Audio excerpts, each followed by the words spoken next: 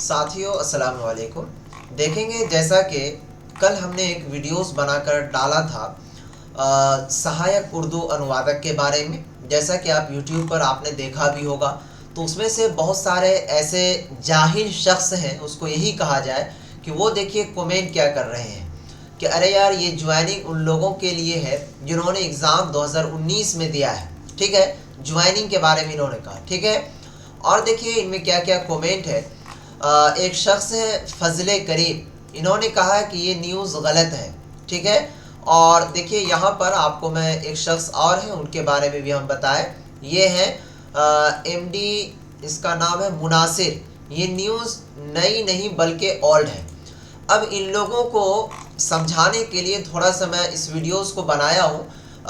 बाबू बेहतरीन तरीके से हर चीज़ को समझने की कोशिश कीजिएगा। जब जानकारी ना रहे, नॉलेज ना रहे, तो कुछ भी कमेंट बॉक्स में आके टिप ना दिया कीजिए। ठीक है, क्योंकि देखा गया है कि जो पौधों के अंदर फल हुआ करता है ना, तो वो झुका हुआ रहता है, और जिसके अंदर फल नहीं रहता है तो वो ऐसे उठा हुआ रहता है। तो जिस पौधों में फल हुआ करता है ना, तो उसको सभी लोग देखते हैं टिकटिकी निगाहों से, नज़र से, और जिसमें फल नहीं रहता है तो वो उढंगा की तरह चलता है। सबसे पहले देखिए यहाँ पर इस नोटिफिकेशन के बारे में जो कह रहे हैं कि ये ज्वाइनिंग के लिए है। तो ये जो नोटिफिकेशन रिलीज़ किया है सचिवालय की ओर से, ठीक है, मंत्रिमंडल उर्दू विभाग की ओर से, सबसे पहला चीज़ तो इसमें ज्वाइनिंग से संबंधित कोई चीज़ है ही नहीं। ठीक है, पहला सवाल का जवाब आपका ये। अब आइए, आपने कहा था कि ये 2019 की वैकेंसी है, तो आपको मैं बता दूं, यहाँ देखिए 2019 में जो बहाली आई हुई थी वो ये है प्यारे साथियों। ये देखिए, बिहार कर्मचारी चयन आयोग के थ्रू इन बहाली को निकाला गया था। ठीक है, और कब निकाला गया था? 31/9/2019 को। और कितने पदों पर निकाला गया था उस चीज़ को देखिए। टोटल जो इसमें पदों की संख्या दी गई थी वो 1505 पदों की संख्या दी गई थी, याद रखिएगा। ठीक है, 1505, और बहाली के तारीख को निकाला था यहाँ पर देखिए 31/9/2019 को। ठीक है, अब देखिए यहाँ पर उनका डेट वगैरह भी सारा चीज़ दे दिया गया था कि कब से कब तक फॉर्म फिलअप होगा, और इसके अंदर सारा डिटेल्स वाइज भी बता दिया गया था कि किस कोटि के स्टूडेंट के लिए कितनी सीटें हैं और कौन कौन से कैटेगरी के लिए कितने प्रतिशत आरक्षण वगैरह, वो सारा चीज़। ठीक है, ये हो गया। ओके, अब देखिए यहाँ पर उसके बाद जब वो क्या कहते हैं 2019 वाला जो वैकेंसी था उनका एग्ज़ाम हो गया। ठीक है, एग्ज़ाम होने के बाद उसी का 2019 वाला बिहार कर्मचारी चयन आयोग के थ्रू से बहाली का क्या कहते हैं रिजल्ट से संबंधित नोटिफिकेशन निकाला था 2/8/2024 को। ठीक है, तो इसमें देखिए क्या कहा रहा था कि सहायक उर्दू की प्रारंभिक परीक्षा दिनांक 28/2/2021, यानी कि 2019 में बहाली निकला, और 28/2/2021 को इनका एग्ज़ाम जो है प्रारंभिक, यानी कि इनके अंदर दो एग्ज़ाम लिया गया था। सबसे पहला पीटी लिया गया था, उसके बाद मेंस। ठीक है, पीटी एग्ज़ाम जो 28/2/2021 को इनका ले लिया गया था। ठीक है, उसके बाद देखेंगे जब एग्ज़ाम लिया गया तो जो पीटी एग्ज़ाम में कुल 5322 यानी कि 5322 स्टूडेंट जो है वो क्वालिफाइड कर गए थे, यानी कि पास कर गए थे। ठीक है, उसके बाद पास होने के बाद यहाँ पर देखिए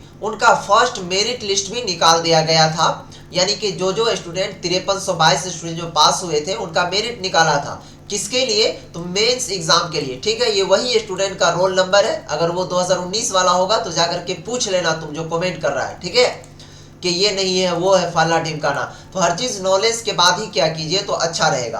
तो उसके बाद ये सबको बुलाया गया था पटना एडमिट कार्ड के लिए। कौन से एडमिट कार्ड? जो उनका क्या कहते हैं मेंस वाला एडमिट कार्ड था। पीटी एग्जाम हो गया मेंस के लिए। ठीक है, तो उनमें क्या हुआ कि ये सभी पटना गए और वहां पर इनका रिजल्ट भी आ गया। अब काउंसलिंग की प्रक्रिया भी स्टार्ट कर दी गई है इन लोगों का भी। 2024 में कुछ महीनों पहले जो है, ये तो 25 चल रहा है, 2024 में इनका रिजल्ट रिलीज किया गया मेंस वाला। ठीक है, इसमें जो भी स्टूडेंट क्वालिफाइड कर गए थे उनका काउंसलिंग प्रक्रिया भी स्टार्ट कर दिया गया।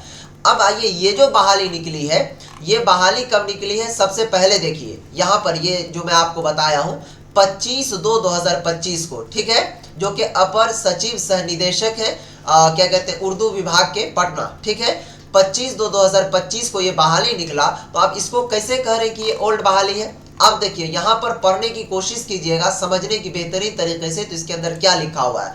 कह रहा है कि मंत्रिमंडल सचिवालय विभाग उर्दू निदेशालय के अंतर्गत बिहार राज्य उर्दू अनुवादक संवर्ग नियमावली 2016 के अधीन, ये यहाँ पर 2016 जो दिया है, तो तुम्हारे कहने का ये मतलब नहीं कि ये बहाली 2019 की है, यहाँ पर ये एक्ट को दर्शा रहा है कि 2016 के तहत इस बहाली को बताया जा रहा है। ठीक है, उर्दू अनुवादक वेतन स्तर 5 तय किया गया था 2016 के अंदर कि उर्दू अनुवादक को जो है वेतन 5 स्तर का मिलेगा। ठीक है, बिहार राज्य के सभी थानों में सृजित। अब देखिए यहाँ पर क्या कंडीशन है, इनको समझने की कोशिश कीजिएगा जाहिलो, जो कमेंट कर रहे हो गलत, सबको मैंने कह रहा हूँ कि 1064 पद जो है वो बिहार के अंदर जितने भी थाना है उसके अंदर उर्दू का दिया गया था, लेकिन ये 1064 पद को हटा दिया गया। कहाँ से? थाना से।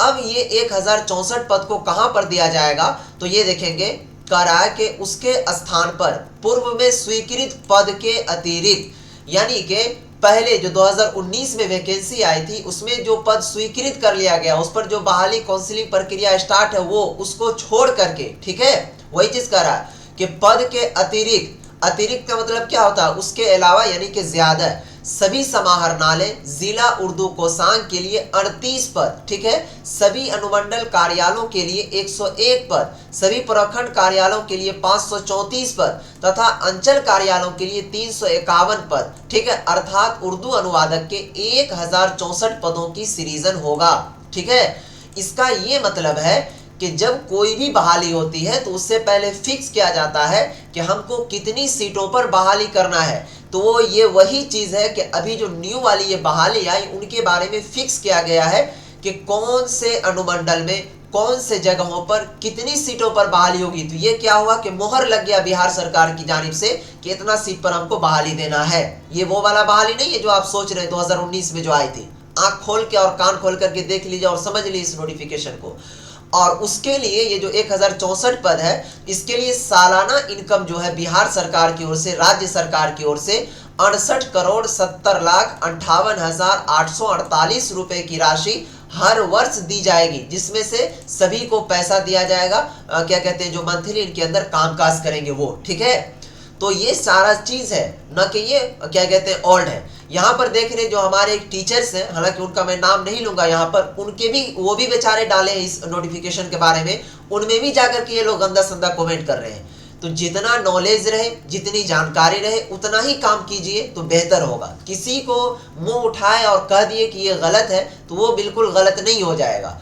अगर आपको फरियाना है इससे और भी संबंधित बात, तो आपके लिए इंस्टाग्राम पर मैं हाजिर हूँ 24 घंटा। ठीक है, वहां पर जाकर के हमसे मैसेज कीजिए और डिटेल्स में आपको हम बता देंगे कि ये क्या है और कैसे है, क्योंकि ये 2019 वाली नहीं, ये न्यू वैकेंसी है, इसके ऊपर मोहर लग गया है। अब जो भी इस क्या कहते हैं बहाली को, जो एजेंसी के थ्रू इस बहाली को करवाया जाएगा, तो उनके लिए एक एजेंसी तय किया जाएगा बिहार सरकार की ओर से कि फॉर्म अप्लाई कब से होगा, कब एग्जाम लिया जाएगा। ठीक है, लेट हो देर हो वो अलग चीज है, लेकिन ये बहाली न्यू है। ठीक है, फिर मिलते हैं नेक्स्ट वीडियो में, तब तक के लिए बाय, खुदा हाफिज, अस्सलाम वालेकुम।